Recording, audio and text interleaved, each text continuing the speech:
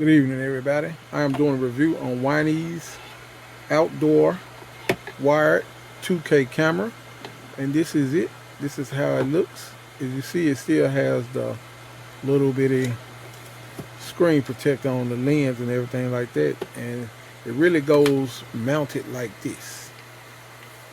You mount it to the wall exactly like that, and the camera rotates and pans so it can go up and down and left and right all the way around to 360 degrees. So it is a nice camera system. It's real great. See, because it's not connected to the full eye, so it can definitely do a whole bunch of spinning. So that's how it pretty much looks and everything like that. It comes wired. It's not a hard wiring process at all. If you're going to put this thing outside, you want to put it somewhere by your front door or your back door or something like that.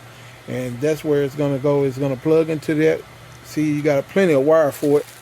And this is the other end. This end goes inside the house, inside of the outlet. It's the plug.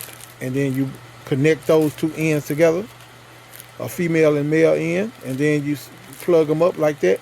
And they're ready to go. So thanks for watching. And that is the Wine's outdoor camera.